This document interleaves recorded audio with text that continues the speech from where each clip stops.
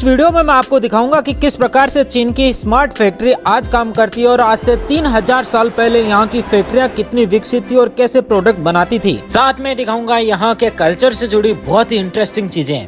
दोस्तों मैं आ चुका हूँ चाइना की एक बहुत बड़ी ऑटोमेटिक कार फैक्ट्री में, जिसमें सारी मशीनें लगी है और यहाँ पे सभी मशीनों के द्वारा कार बनाई जाती है और बहुत ही एफिशिएंटली यहाँ कारें बनाई जा रही है। और इस चीज को मैं आपको टेक्नोलॉजी को दिखाता हूँ। मेरे पीछे आप देख सकते हो दोस्तों कितनी मशीनें हैं और ये देखो रोबोट ही मशीनों को इधर से उधर ले जाना है, पार्ट्स को, और ये सारा अंदर चीजें हैं वो सारी एक एक खोल के दिखाऊंगा। नाम है गिली पाओजी मैन्युफैक्चरिंग प्लांट। तो मेरे साथ अंदर चलिए और दिखाता हूँ किस प्रकार से यहाँ पे मशीनों के द्वारा, रोबोट्स के द्वारा गाड़ियां तैयार की जाती है। चलिए फिर।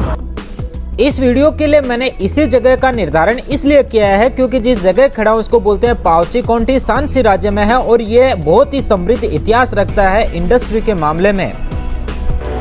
ये बॉडी फैक्ट्री है और इसमें कार की बॉडी बनाई जा रही है। पहले आज की स्मार्ट फैक्ट्री देखिए, उसके बाद पुराने 3000 साल पहले की फैक्ट्रियों का विजिट करवाऊंगा। दोस्तों यहाँ हेलमेट लगा करके हम प्रोडक्शन लाइन के अंदर की तरफ जाते हैं। यहाँ सामान लाने और ले जाने का काम ये रोबोट करते हैं, इसका परीक्षण करते हैं। मैं इसके सामने खड़ा हो जाता हूँ। रुक गया भाई, एग्जामिनेशन में ये पास हो गया, इसने मुझे हिट नहीं किया। और इसका भाई वो देखिए वो दौड़ता जा रहा है वहाँ पे, और इस तरफ ये इसको फिर से इसका एग्जाम लेते किधर जाने को तैयार है। अच्छा इधर आएगा या उधर जाएगा, तो ये जिधर भी जाएगा उसके सामने मैं आके खड़ा हो जाता हूँ। देखें रुक गया भाई, रुक गया। मैं थोड़ा डर रहा था कि रुकेगा कि नहीं रुकेगा, ये रुक गया है। और इसके पीछे भी एक रोबोट आ रहा, मतलब ये सारा सामान इधर से उधर ले जाने का काम रोबोट करता है और फिर मशीनें इसको असेंबल करती है।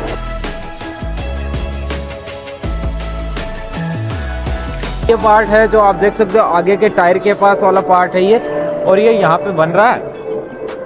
दोस्तों एक इंटरेस्टिंग बात बताता हूँ, 2016 में उत्पादन शुरू होने के बाद से इस कंपनी ने 8,40,000 से अधिक ना यहाँ पे कारों का प्रोडक्शन कर दिया है। और यहाँ इंटरेस्टिंग चीज़ ये बताता हूँ इनसे पूछ के कि कितना मिनट या कितने घंटे लगते हैं एक कार को यहाँ प्रोड्यूस करने में या प्रोडक्ट बनाने में।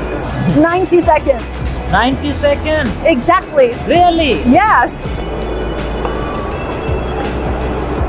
किसी भी देश के औद्योगिक और आर्थिक विकास में मशीनों का बहुत योगदान होता है और ये आपको चाइना में आकर के देखने को मिलता है। भले ही आप चाइना के बारे में कोई भी अपना विचार रखते हो, लेकिन टेक्नोलॉजी के मामले में चाइना से सभी देशों को सीखने की आवश्यकता है। देखिए इस तरीके की बहुत सारी यहाँ पे अलग अलग फैक्ट्रीज है जिसका मैं विजिट करके आपको डिटेल से वीडियोस दिखाऊंगा। मेरे पीछे आप देखेंगे ऐसा लगता है जैसे कि आप साई-फाई मूवी में काम कर रहे हो या साई-फाई मूवी में आ चुके हो। ये सारी मशीनें क्वाइट इम्प्रेसिव है। मेरे पीछे आप देख सकते हो यहाँ पे वेल्डिंग का काम हो रहा है और जो कार का जो कि सारा सिस्टम है, ये नीचे देखिए ये कार का जो स्ट्रक्चर है, वो जो कार का ढांचा है, वो सब चीज़ें यहाँ से जा रही है। और इन सब का यहाँ पे देखिए बढ़िया से सारी मशीनों के थ्रू ही यहाँ पे जो वेल्डिंग है और ये सब चीज़ें हो रही है और इन चीज़ों का क्वालिटी चेक होता है। तो अभी चलते हैं क्वालिटी चेक करने वाली जगह पे और पता करते हैं कि कार की जो क्वालिटी है वो कैसे चेक करते हैं। हाँ तो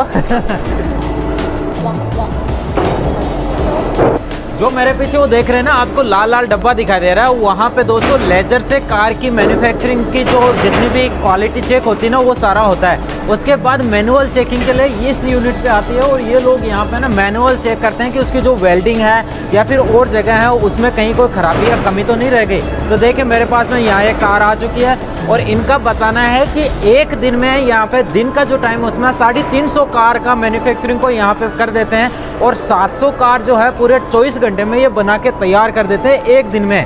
तो एक अच्छी टेक्नोलॉजी है। और ये देखिए इस तरीके से यहाँ पे मार्किंग हो रही है। उसके बाद में ये कार यहाँ आएगी और यहाँ आने के बाद इसको इस मशीन के ऊपर ले जा करके सेकंड फ्लोर पे ले जाया जाता है, वहाँ इसकी आगे की प्रोसेसिंग होती है।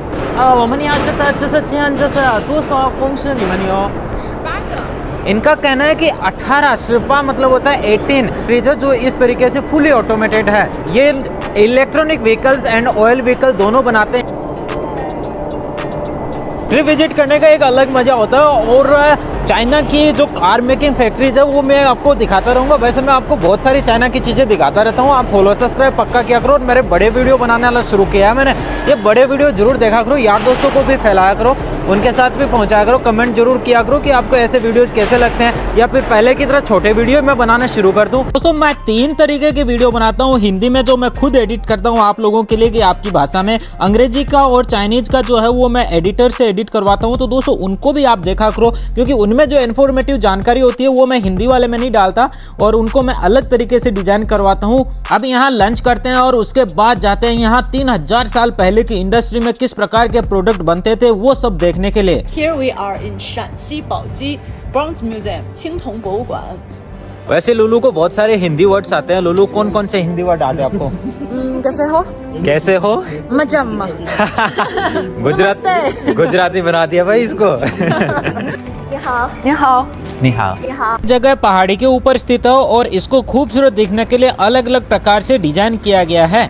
अंदर बहुत सारी चीजें संरक्षित है। ये बैलगाड़ी भी यहाँ पे आपको मिलती है और इनकी इंडस्ट्री को बताती हुई ये चीजें जो विटनेस है, ये यहाँ पे कांस्य पात्र है जिनका आयु अगर आप देखें तो 770 बीसी से लेकर के 1000 बीसी पूर्व के लगभग समय का इनके ऊपर निर्धारण किया गया और लिखा गया है और बहुत ही गजब तरीके से इनको संरक्षित किया गया। ये मोन्यूमेंट भी बहुत ही यहाँ आकर्षक है और बहुत ही महत्वपूर्ण है। इन मोन्यूमेंट्स को देश से बाहर ले जाना कानूनी अपराध है। चाइना का एक बात तो मानना पड़ेगा दोस्तों, न केवल वर्तमान में बल्कि प्राचीन काल में भी इनकी इंडस्ट्री जो है वो बहुत अच्छी समृद्ध थी। तभी तो इन्होंने आज से सोचे ईसा पूर्व लगभग 700 से 1000 साल पहले, जब तक बुद्ध का जन्म जिस समय हुआ करता था, बुद्ध के समय भी यहाँ इतना भी बर्तन वगैरह विकसित इन्होंने किए थे।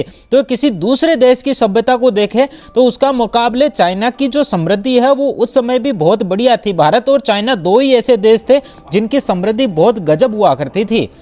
दोस्तों ये चीज जानकर के बहुत ही बढ़िया लगता है कि उस समय भारत और चाइना 2 ऐसे देश थे जिनकी वर्ल्ड जीडीपी में 50% से ज्यादा हिस्सेदारी थी और दोनों का समृद्ध इतिहास रहा है। यहाँ चाइना में ग्रुप में टूर करने की बहुत अच्छी परंपरा है। सभी लोग गांव वाले एक साथ आते हैं या कंपनी के एक साथ काम करने वाले एक साथ ऐसे ग्रुप में टूर करते हैं। दोस्तों ये जो नूडल्स मैं खा रहा हूँ ना, इसे बोलते हैं साउथ मियनथाओ। तो ये है यहाँ शांसी राज्य का सबसे प्रसिद्ध यहाँ का खाना है। जैसे अभी मैं हूँ यहाँ के पाओची नाम के स्थान पे जो कि शियान के पास में पड़ता है और ये बहुत ही डिलीशियस है। आप कभी चाइना आओ और शांसी आओ तो ये मियनथाओ जरूर खाना।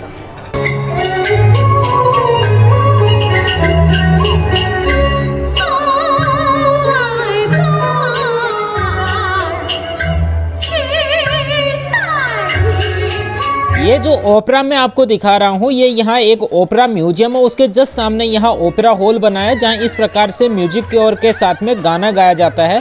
तो एक गजब की कला है। ये न केवल यहाँ की है बल्कि बाकी चाइना के राज्यों में भी होती है। यहाँ आपको अलग अलग अंदर म्यूजियम में चीजें मिलती है जो यहाँ के प्राचीन राजाओं के और रानियों की इस प्रकार की वेशभूषा और उनकी संस्कृति को यहाँ दर्शाते हैं। यहाँ इनके कुछ हथियार रखे हैं और ये ओपेरा के अलग अलग जो स्टेज होते हैं ना, उनको यहाँ दिखाया कि किस राज्य में कैसा स्टेज होता है। तो यहाँ देखिए हर राज्य का एक अलग यूनिक डिजाइन है जो वहाँ की भौगोलिक दशाओं को दिखाते हुए है। जहाँ बारिश ज्यादा होती है तो वहाँ स्लोप वाले ज्यादा होते हैं, जहाँ ठंडी है तो वहाँ उसके हिसाब से, और जहाँ पे गर्मी है तो उसके हिसाब से यहाँ ओपेरा स्टेज का आयोजन होता है और उनको बनाया जाता है। इस चीज को देखने के लिए न केवल यहाँ के लोकल लोग बल्कि पूरे देश से अलग अलग जगहों से लोग आते हैं और यहाँ पे अलग अलग एक्टिविटी में भाग लेते हैं। और ये आप यहाँ देख सकते हो कि किस प्रकार से ये चीज हो रही है। दोस्तों मैं ही एक ऐसा ब्लॉगर हूँ जो आपको चाइना की बहुत ही गजब तरीके से संस्कृति से और धरातल से जुड़ी हुई चीजें दिखाता हूँ। तो आप मेरे हर तरीके के वीडियो देखा करिए और उनको बीच में छोड़ा मत करिए।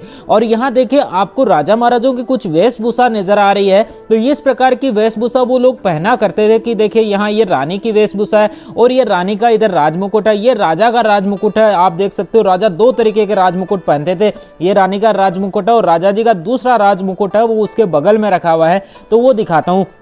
ये देखिए दोस्तों, ये है राजा जी का दूसरा राजमुकुट और ये इनके पास इनका हथियार जो देख रहे हो इसे बोलते हैं टेराकोटा आर्मी। शियान के पास में इसका म्यूजियम है दोस्तों, आप जा सकते हो। और ये कैसे बना, इसका इतिहास यह है कि छिन डायनेस्टी के जो प्रथम राजा थे जिसे बोलते हैं छिन शी हुआंग, और उसे ही येलो एम्परर बोलते हैं। चाइना में उसे पूजा भी किया जाता है। मोदी जी भी यहाँ आए थे इस चीज को देखने के लिए।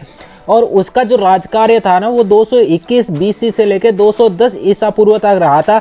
और उस समय उनकी मृत्यु के बाद ये सारी चीजें उनके लाइफ के साथ ही बनी रहे मृत्यु के आगे के संसार में। तो इन चीजों को बनाया गया था शान शौकत के लिए। दोस्तों क्या लग रहा है मैं कहाँ खड़ा हूँ? आपको लग रहा होगा कि मैं कोई मार्केट में खड़ा हूँ, वैसे मैं हूँ शियान के मेट्रो स्टेशन पे। और ये है जो क्लॉक टावर का मेट्रो स्टेशन है। और यहाँ से आप सब चीजें देख सकते हो कि बहुत सारी चीजें हैं।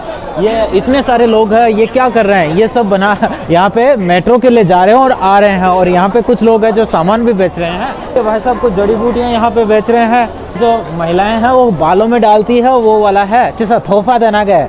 ये आपने वो देखा होगा ना जो मंकी किंग है, मंकी किंग ऐसे खोपड़ी पे बनता है, तो ये यहाँ पे मंकी किंग वाला है। और यहाँ पे ये मसाज है, आपके गर्दन वर्दन के कटके वटके निकालने ना आपको, तो वो यहाँ पे ऐसे करके पोजे वाला है हाँ पोजे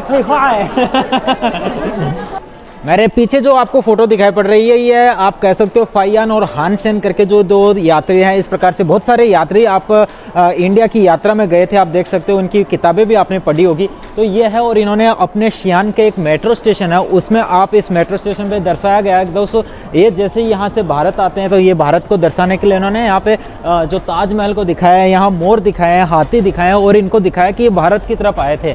ये जिस समय भारत आए तो उन्होंने यहाँ भारत आकर के नालंदा तक्षशिला विजिट किया था, काशी सिटी है और अयोध्या सिटी को विजिट किया था। और इनकी किताबों में उन्होंने वर्णन किया था कि भारत का कितनी समृद्धि है, प्रोस्पेरिटी है भारत में, और वो सब चीज़ें हैं। तो चाइना ने उन चीज़ों को रिकॉग्नाइज किया है, उन चीज़ों को मान्यता दी और उन चीज़ों को माना है कि इनकी यात्रा इस तरीके से हुई थी। और इनके मेट्रो स्टेशन में इस चीज़ को दर्शाया गया है। ये इवनिंग का समय और यहाँ पे बेल टावर को आप देख सकते हो। दोस्तों ये बेल टावर है जिसमें घंटाघर बोला जाता है अपनी भाषा में। और यहाँ कितनी यहाँ रोशनी है दोस्तों, यहाँ गजब रोशनी है। यहाँ की लड़कियां मेरे साथ फोटो खिंचाने के लिए उतारू थी और उन्होंने फोटो खिंचाई। उसके बाद दोस्तों हम चले गए यहाँ की नाइट लाइफ देखने के लिए। यहाँ लाइटिंग के साथ साथ साफ सफाई का पूरा ध्यान रखा जाता है। लोग हैं वो पारंपरिक वेशभूषा को पहन करके अलग अलग फोटोज खिंचवाते हैं। तो आप यहाँ देख सकते हो कि किस प्रकार से लोगों में क्रेज है पारंपरिक वेशभूषा को पहनने का। और ये शियान शहर है जो चाइना का एक बहुत ही बढ़िया शहर माना जाता है और यहाँ की पॉपुलेशन भी बहुत है। और यहाँ की संस्कृति का तो पूछो नहीं, यहाँ देखो पेड़ पौधों में भी इतनी लाइटिंग होती है जैसे लगता है कि इंडिया में दिवाली आ रखी हो।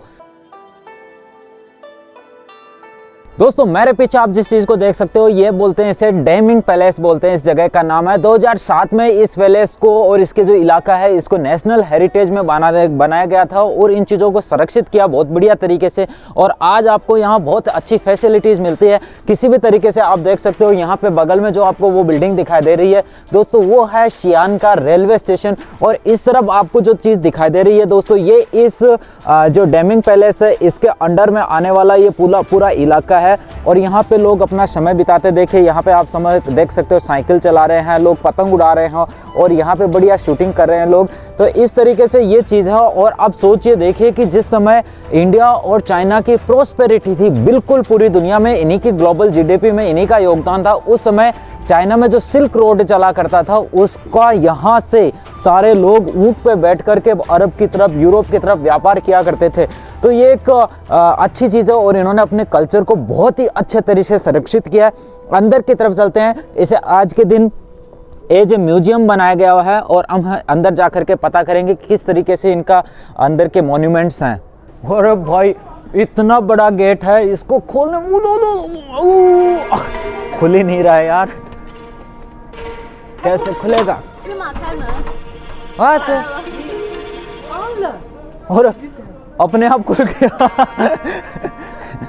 इसे बनाया था थांग राजवंश के थाईजोंग करके जो राजा हुए थे, उन्होंने यहाँ पे 599 से लेकर के 649 तक का जो समय था उसमें इस चीज को बनाया गया था। चाइनीज कल्चर का मोस्ट मैग्निफिकेंट एक आर्किटेक्चर आप मेरे पीछे देख सकते हो, इसे बोलते हैं ताफांग गेट। इसी के साथ शियान का ये लॉन्ग वीडियो पूरा होता है और अब हम जाएंगे छोंगछिंग के लिए, जहां मैं आपको वहां की स्कूल दिखाऊंगा, प्राइमरी स्कूल, गांव की स्कूल दिखाऊंगा, गांव का विकास कैसे हुआ वो दिखाऊंगा। साथ में वहां पे चाइना की 10 RMB का जो नोट है उसके पीछे एक 3 गॉर्जेस करके जगह है वहां का दिखाऊंगा और भी बहुत सारी चीजें दिखाऊंगा दोस्तों। तो नेक्स्ट वीडियो के लिए आप बने रहिए और मिलते हैं अगले वीडियो। फॉलो सब्सक्राइब पक्का कर दीजिए, यार दोस्तों में जरूर फैलाइए। बहुत बहुत धन्यवाद, आप लोगों ने मेरा पूरा वीडियो देखा और इंग्लिश वाले वीडियो भी जरूर देखा करिए दोस्तों। मिलते हैं अगले वीडियो। जय हिंद।